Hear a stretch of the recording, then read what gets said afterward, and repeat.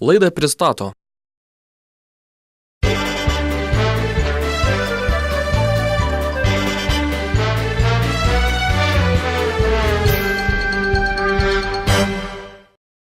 Auksinė mintis. Galit man pasakyti, ar vis dėlto Kalėdų senelis egzistuoja ar ne? Mama man sako, kad taip, o žmona kažko taip kvailai krizena. Plačiau miestelio naujienas aptars Politikių klubas. Klausykite, kolegė, kokia nelaimė nutiko mieste. Kasgi čia dabar nutiko? Taigi va, Panevėžyje vėl sumažėjo žmonių. Kas nutiko? Sakau, Panevėžyje sumažėjo žmonių, nebeliko žmonių. Eik tu savo, ta imigracija toliau plinta kaip kokia cholera, ne? Žmonės sako, kad mieste nebėra net 100 000 gyventojų. O tai kiekgi dabar beliko? Kai kas sako, kad tik 98 000.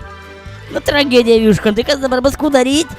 Kas bus? Blogai, merui ir jo pavaduotojams algos sumažės. Kaip tai alga sumažės?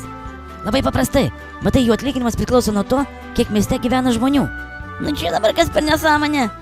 Tai va būtent, o tai pasirodo, čia viskas netaip paprasta. Lietuvos statistikos departamento duomenimis Panevėžio mieste dabar gyventojų tik 98,6 tūkstančio. Vadinasi, gali sumažėti ir mero atlyginimas, nes įstatymas reikalauja sumažinti jo atlyginimą atsižvelgiant į gyventojų skaičiaus mažėjimą. Nu čia tai dyvai, da taip nesugirdėjus. Aišku, bet va, reikia bomžų gal kokių prirašyti prie miesto savivaldybės, kad pasiektų 100 000 ir alga tada nemažės. O kiekgi mieste ir tų bomžų ir kiek rajone, kad čia galėtume tų klausimų išspręsti? Na, nežinau, bet va, yra ir kitų problemų. Kokių dar problemų yra? Jei sumažėja gyventojų, automatiškai turi mažėti ir tarybos narių skaičius savivaldybėje.